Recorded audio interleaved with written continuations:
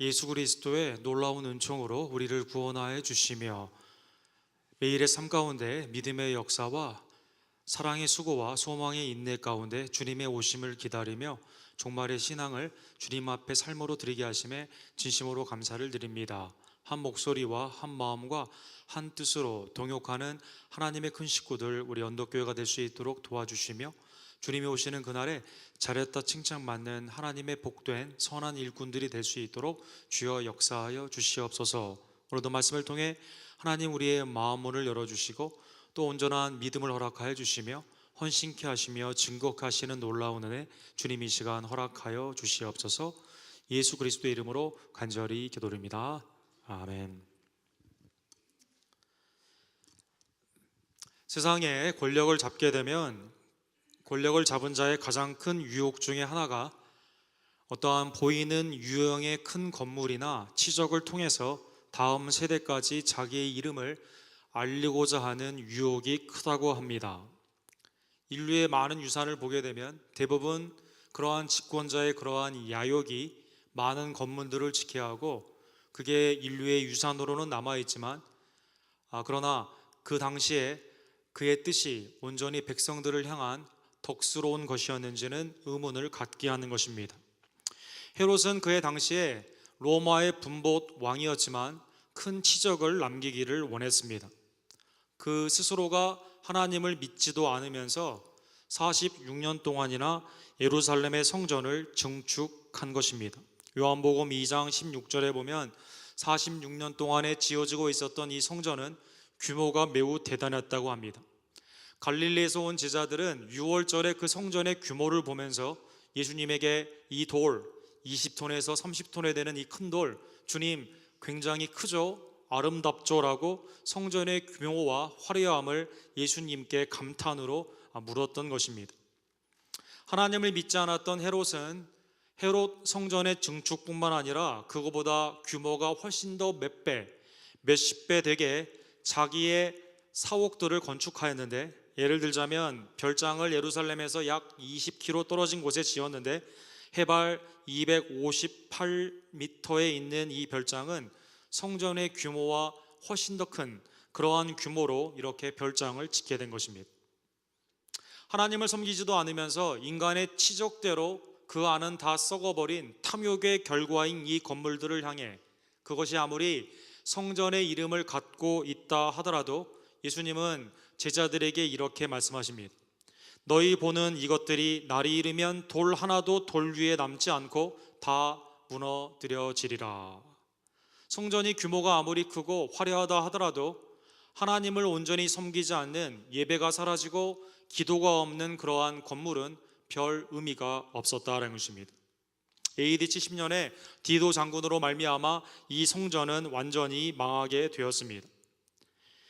조지 워싱턴 유니버시티에 있는 클라인이라는 그 박사에 의하면 이분이 맥기또, 그 아마게돈이라고 불리우는 계시록에 나와 있는 그 건물을 이제 고고학적으로 발견한 분인데, 이분에 의하면 예루살렘은 수많은 어려운 일들을 많이 겪었다고 합니다. 거기에 보면 예루살렘은 12회나 멸망으로 폐허가 되게 되었고 23회나 다른 국가의 식민지가 되었으며 52회나 여러 국가들이 참여하는 국제전쟁의 원인이 되었습니다. 44회나 주인이 뒤바뀌었고 그 가운데 한 번도 평화스러운 날들이 오랫동안 지속된 적이 없었던 매우 불안한 땅으로 전락하게 된 것입니다.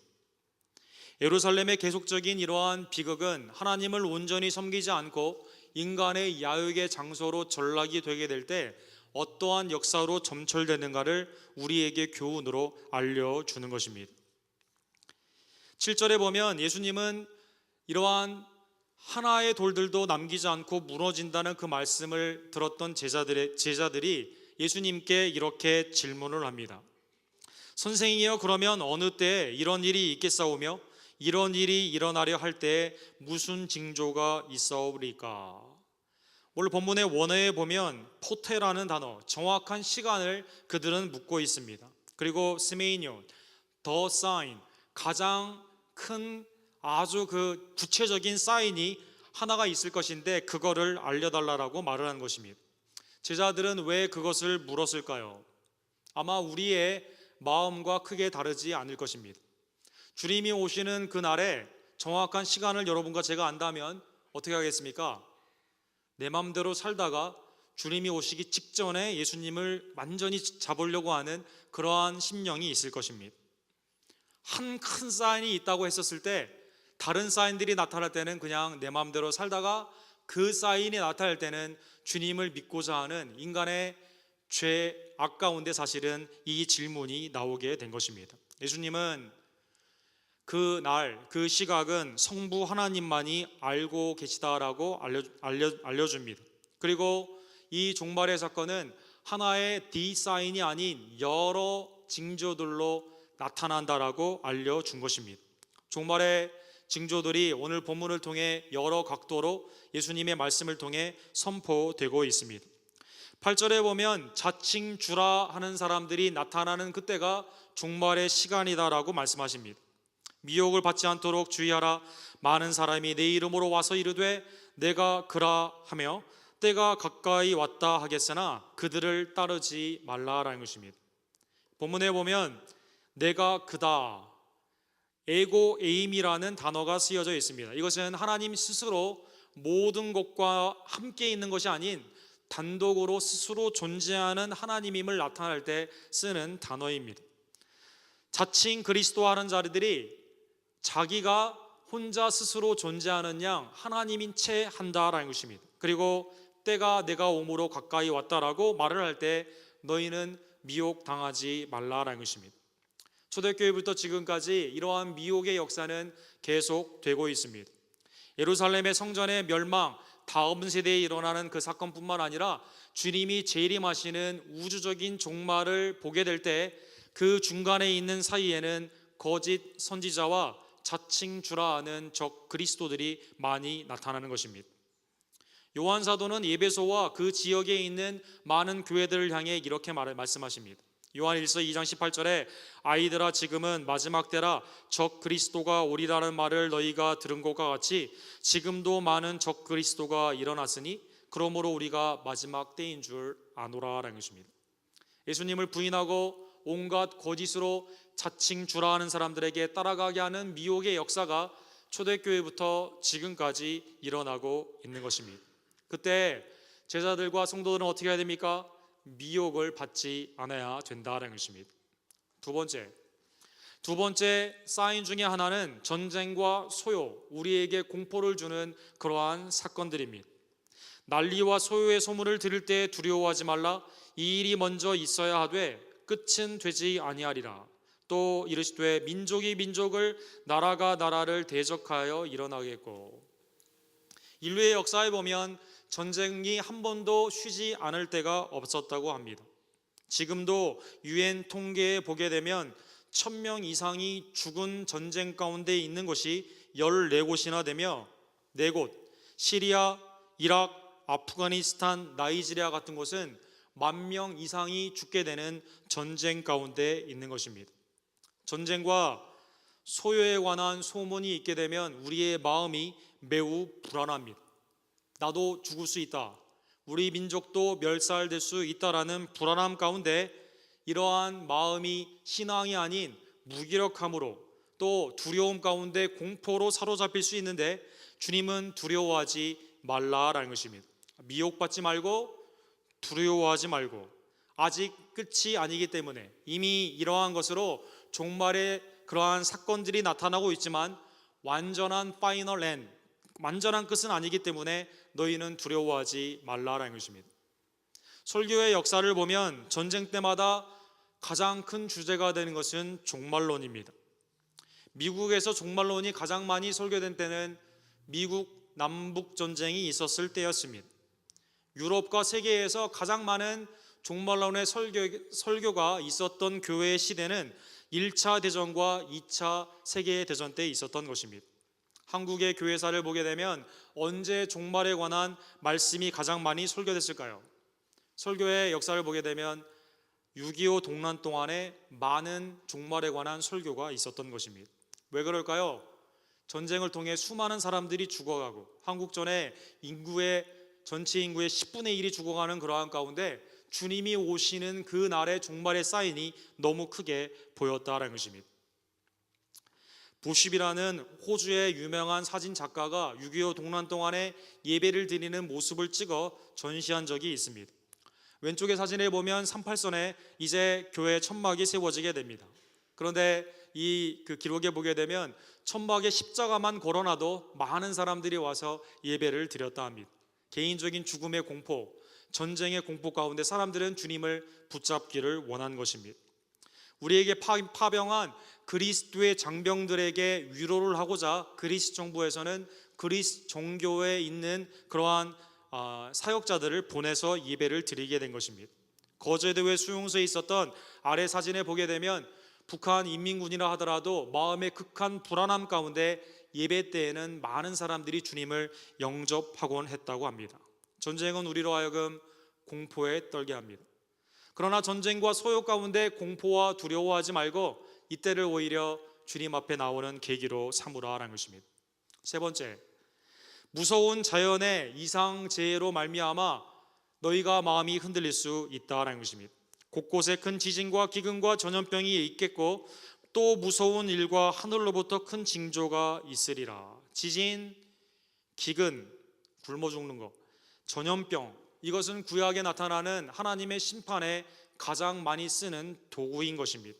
여기에 수많은 사람들이 희생이 됩니다. 하나님의 질서 가운데 온전히 자연은 우리의 생명을 도와야만 되는데 인간의 죄로 말미암아 지진과 기근과 전염병으로 자연이 우리를 돕지 않고 우리가 오히려 죽게 되는 것입니다. 요엘서 2장 30절과 31절에도 내가 이적을 하늘과 땅에 베푸리니 곧 피와 불과 연기 기둥이라. 여호와의 크고 두려운 날이 이르기 전에 해가 어두워지고 달이 핏빛같이 변하려니와. 무서운 자연 현상이 종말을 나타내는 더 파이널 엔드, 인류의 종말을 예고하는 그러한 일이다라는 것입니다. 이러한 것들이 우리의 마음을 미혹하고 공포에 떨게 하지만 너희는 미혹받지 말고 두려워하지 말라라는 것입니다. 이러한 징조보다 더 구체적인 뚜렷한 증거도 있습니다. 12절에 보면 이 모든 일 전에 내 이름으로 말미암아 너희에게 손을 대어 박해하며 회당과 옥에 넘겨주며 임금들과 집권자들 앞에 끌려가거니와.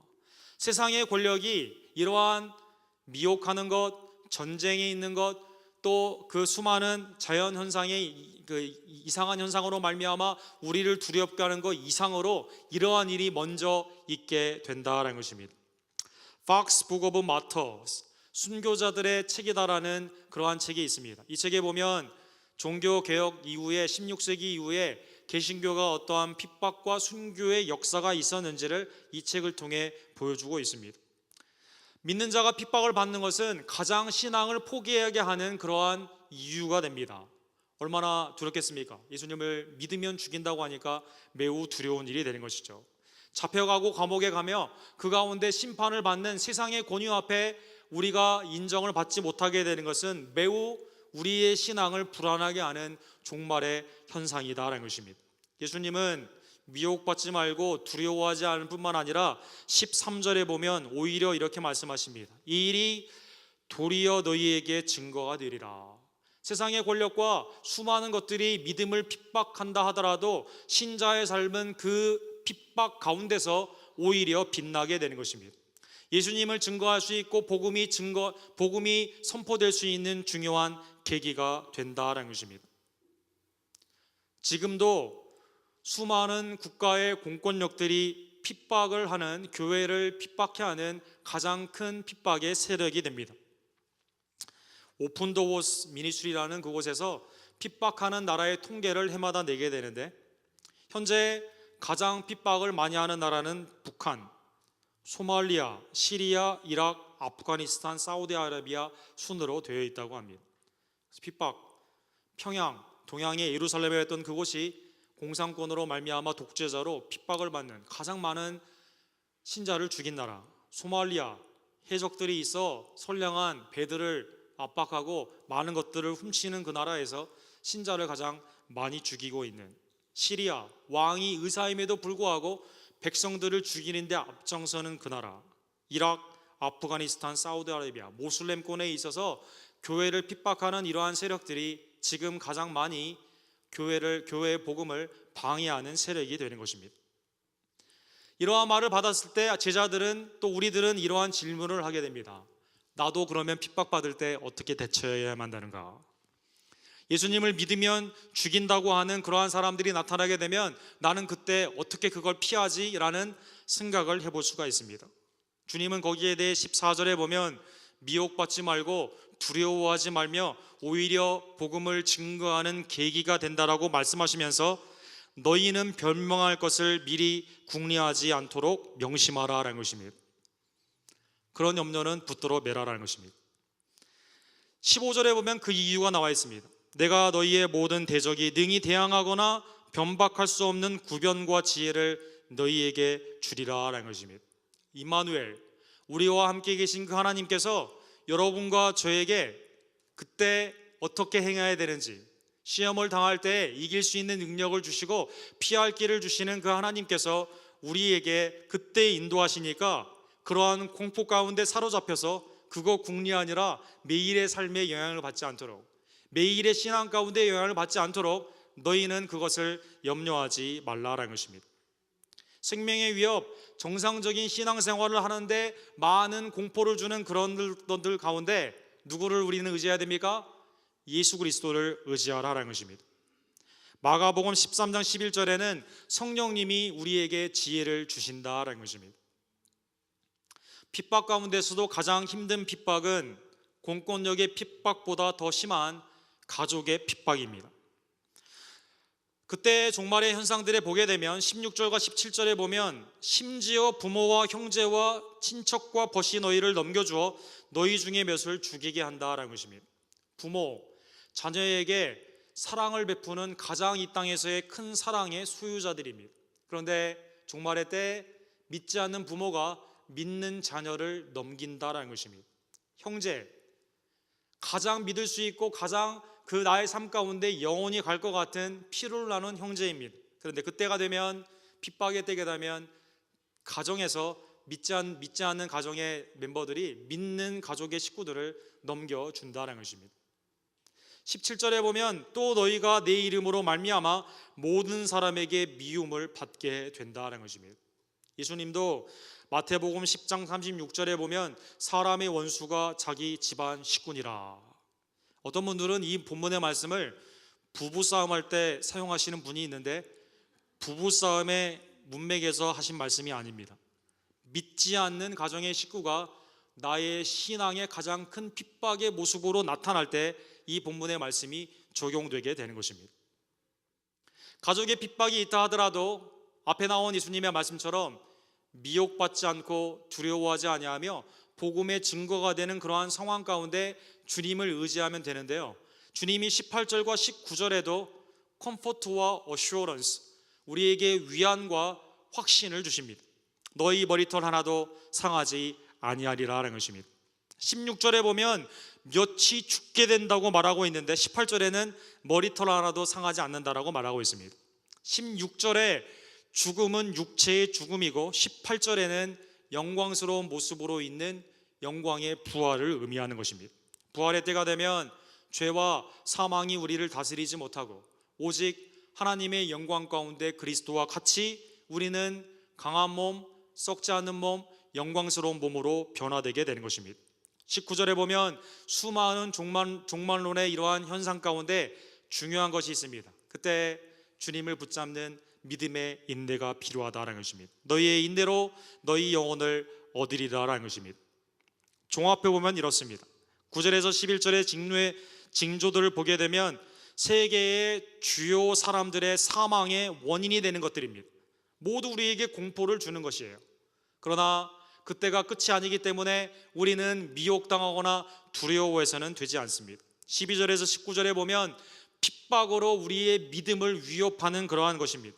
정상적인 신앙생활을 하지 못하게 하는 것이다라는 것입니다. 그때에도 구원주 예수 그리스도를 믿고 인내하라라는 것입니다. 하나님께서는 여러분과 저를 예수 그리스도를 통해 이 땅에 있지만 하나님의 자녀가 되는 권세를 허락하여 주셨습니다. 여러분과 저는 천국의 시민이 되게 된 것입니다. 그것은 전적인 우리의 공로가 아닌 하나님의 그리스도를 통한 온전한 은혜로만 이루어지는 것입니다. 여러분, 예수님은 여러분과 저를 하나님의 나라의 백성에 삼기 위해 얼마나 많은 핍박을 받으셨습니까? 예수님의 식구들이 예수님에게 뭐라고 말합니까? 미쳤다라고 말을 합니다.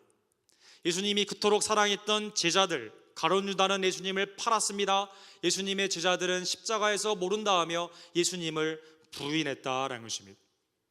하나님이 공권력에 권위를 주신 왕들은 어떻게 했습니까? 헤롯 왕의 가문은 예수님을 죽이기를 원했고, 심지어 예수님을 예표하는 대제사장들도 예수님을 십자가에 못 박혀 죽기를 원했다는 것입니다.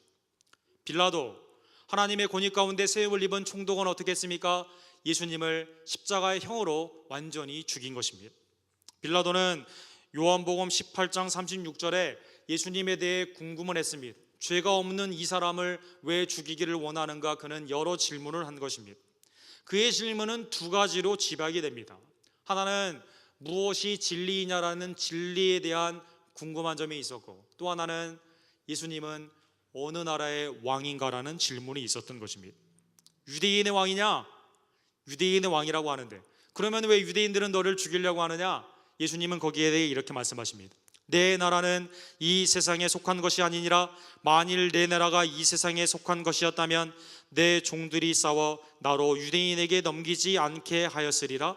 이제 내 나라는 여기에 속한 것이 아니니라.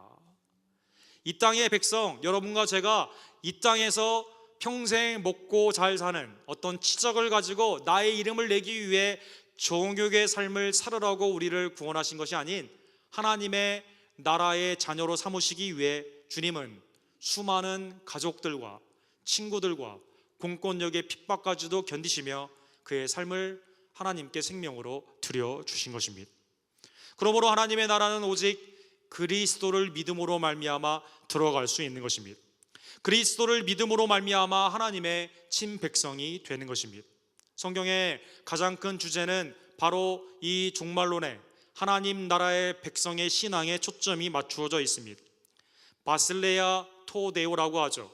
하나님의 나라는 오직 인간의 노력으로 되는 것이 아닙니다. 예수 그리스도의 임재로 말미암아 초림으로 말미암아 시작되었고 주님의 재림으로 말미암아 완성되는 것입니다. 마태복음 12장 18절에 보면 그러나 내가 하나님의 성령을 힘입어 귀신을 쫓아내는 것이면 하나님의 나라가 이미 너희에게 임하였느니라. 주님의 하나님 되심의 놀라운 사역, 병든 자도 고치십니다. 귀신도 내어 쫓으십니다. 하나님의 권위의 말씀으로 사람들에게 하나님의 능력을 보여주십니다. 죽은 자도 살리십니다. 그리고 더 중요하게 여러분과 저의 죄 사함을 위해 십자가에 못 박혀 죽으시고 부활하심으로 말미암아 그를 믿는 자에게 하나님의 나라를 천국을 선물로 주신 것입니다. 디모데후서 4장 18절에 보면 선교의 사역 가운데 수많은 핍박을 받았던 바울 사도는 이렇게 고백을 합니다. 주께서 나를 모든 악한 일에서 건져내시고 또 그의 천국에 들어가도록 구원하시리니 그에게 영광이 세세 무궁토록 있을지어다. 디모데후서는 그의 마지막 서신입니다. 감옥에 있으면서 이 서신을 쓰면서 핍박으로 결국 그는 로마에서 순교하게 되지만 그에게는 그리스도로 말미암아 시작된 하나님의 나라가 그의 심령 그리고 그의 미래 가운데 온전히 완성됨을 믿었던 것입니다. 천국에 들어가도록 구원하시리니 그에게 영광이 세세토록 있을지어다. 하나님의 나라는 오직 그리스도의 초림으로 시작되었고 그리스도의 재림으로 완성되게 되는 것입니다. 사랑하는 성도 여러분, 오늘 본문의 말씀을 통해 우리의 심령이 세상의 수많은 징조들로 말미암아 휩쓸리지 않기를 간절히 원합니다. 미혹받지 아니하며 두려워하지 아니하며 핍박 가운데 복음의 오히려 증거가 되는 주님의 우리의 임재와 능력과 지혜를 믿으시고 주님을 온전히 신실하게 믿는 하나님의 백성들이 되기를 간절히 원합니다. 예루살렘에서 사마리아와 온 땅으로 복음이 증거되는 사건이 사도행전 8장부터 본격적으로 전도의 사역으로 나타나게 됩니다. 그런데 이 사역은 구체적으로 어떻게 나타나게 됩니까? 스데반 집사님의 죽음으로 말미암아 성도들이 흩어짐으로 나타나게 된 것입니다. 사도들은 예루살렘에 있었지만 흩어진 평신도들이 복음을 증거함으로 말미암아 핍박이 복음 증거의 증거가 되게 된 것입니다. The Privilege of Persecution이라는 책이 있습니다. 이 책은 핍박으로 말미암아 어떻게 교회가 부흥되었는가라는 교회사를 점검한 그러한 책입니다. 여러분, 교회는 언제 부흥하게 될까요? 언제 복음을 증거하고 많은 새 생명들이 주님에게 돌아오는 그러한 일이 있게 될까요? 나라가 안정이 되고 교회가 평화다던 그때 되게 될까요? 교회사의 역사를 보면 오늘 예수님의 말씀과 마찬가지로 오히려 그러한 때가 아닌 핍박의 때에 가장 많은 부흥의 역사가 있었던 것입니다. 지난 10년 동안 가장 크리스천들이 많이 부흥됐던 나라는 어느 나라일까요? 비에트남입니다. 600%, 6배의 성장이 비에트남에게 있게 된 것입니다. 아까 10,000명 이상의 전쟁이 있고 핍박이 많은 나이지리아 나라 보셨죠? 그 나라가 지금 크리스천들의 놀라운 새 생명의 부흥의 역사가 일어나게 되는 것입니다. 중국, 핍박이 많이 있는 중국 가운데 2050년이 되게 되면 많은 신학자들은 약 2억 5천만 명의 크리스천들이 지금의 추세로라면 있게 된다라고 말하고 있다는 것입니다. 반면에 나라가 안정이 되고 핍박이 없고 모든 상황 가운데 풍족한 서구에 미국을 비롯한 유럽에 있는 나라들은 계속 성도는 줄어가고 있다는 것입니다. 핍박에 오히려 담대히 복음을 증거케 하며 하나님을 붙잡는 가장 그러한 10년 가운데 하나님이 우리를 통해 일하시게 된다는 것입니다. 우리의 개인의 신앙도 마찬가지입니다.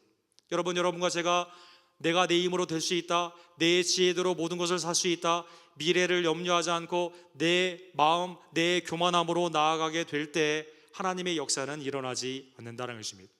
때로는 하나님이 여러분과 저에게 징계의 방법으로, 핍박의 방법으로 우리의 삶 가운데 어려운 일이 생기게 될 때 우리는 어떻게 합니까? 주께 들어와 주의 말씀을 순종하며 주님을 붙잡게 된다는 것입니다. 주님이 이미 시작하시고 완성하시는, 이미 시작된 하나님의 나라, 아직 완성을 기다리고 있는 이 중간의 긴장기에 오늘 본문에 예수님의 말씀을 기억하시면서 여러분과 제가 미혹받지 아니하며 두려워하지 아니하며 핍박이 오히려 복음의 증거의 기회가 되고 가족에 그러한 어려움이 있다 하더라도 그것은 우리의 신앙을 정결케 하는 도구가 됨을 믿으시며 깨어 신실하게 주님을 붙잡는 하나님의 성도들이 되기를 간절히 원합니다. 부활장으로 불리우는 고린도전서 15장의 맨 마지막은 이렇게 쓰여져 있습니다. 그러므로 내 사랑하는 형제들아, 견실하며 흔들리지 말며 항상 주의 일에 더욱 힘쓰는 자들이 되라. 이는 너희 수고가 주 안에서 헛되지 않은 줄 알미니라. 성도들이 점점 주님의 부르심을 받게 됩니다. 사망이 끝이 아니냐? 부활이 우리에게 없는 거 아니냐? 우리도 결국 핍박으로 죽는 것이 아니냐? 수많은 초대교회 질문 가운데 그리스도의 잠자는 첫 열매의 부활이 성도의 부활을 개런티함을 바울 사도는 말씀하시며 종말의 시대를 살아가는 여러분과 저, 긴장, 언제 주님이 우리의 생명을 걷어갈지 모르는 긴장, 주님이 언제 예수 그리스도를 다시 재림하시는 그날이 언제 이를지 모르는 그럴 때 이 긴장의 시기에 견실하며 흔들리지 말며 항상 주의 일에 힘쓰는, 세상 가운데 종말론에 휩쓸리지 아니하고 오직 성경적인 종말론으로 주님을 끝까지 붙잡고 나아가는 소망의 인내의 백성들이 되기를 주님의 이름으로 간절히 축원합니다. 사랑의 하나님 아버지, 감사합니다. 하나님, 오늘 종말의 말씀을 통해서 예루살렘의 멸망과 또 주님의 재림으로 이 땅에 심판을 받는 이 세상의 멸망을 말씀을 통해 조명케 하심에 진심으로 감사를 드립니다. 하나님, 우리가 말세의 때를 살아가며 자칭 주라고 말하는 거짓 그리스도에게 미혹되지 않기를 원합니다.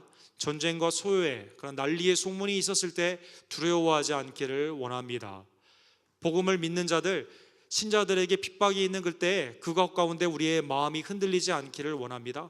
가족 간에 믿음으로 말미암아 불화가 있다 하여도 하나님, 그것이 오히려 복음의 증거가 되며 하나님의 놀라운 영광의 사역의 기초가 됨을 다시 한번 믿기를 간절히 원합니다. 그리스도의 귀한 진리 가운데 구원받은 우리들, 이미 시작된 하나님의 나라의 백성이 되고 완성된 하나님의 나라의 백성이 되었음을 감사하며 우리의 만왕의 왕이 되시는 예수 그리스도를 붙잡고 주님 앞에 흔들리지 아니하며 견실한 신앙 가운데 주의 일에 힘쓰는 하나님의 백성들이 될 수 있도록 주여 역사하여 주시옵소서. 환난당하는 자 있습니까? 이때가 오히려 주님을 붙잡을 큰 도움을 받는 때임을 깨닫고 주께 나아오기를 간절히 원합니다. 세상의 안일함 가운데 있는 자 있습니까? 주님 그 마음을 깨워주시고 신실한 마음으로 세상을 분별하며 오직 믿을 자는 주님밖에 없음을 깨달으며 주님 앞에 삶을 드리는 귀한 헌신의 역사 주님 허락하여 주시옵소서. 하나님, 우리 언덕교회가 말씀 위에 견실히 서가기를 간절히 원합니다. 성령님, 우리의 심령을 날마다 말씀으로 새롭게 하여 주시고 기도 가운데 주님만을 의지하며 매일의 삶 가운데 우리의 맡은 사명들을 잘 감당하는 하나님의 복음의 일꾼들의 삶이 될 수 있도록 주여 역사하여 주시옵소서. 예수 그리스도의 이름으로 간절히 기도드립니다. 아멘.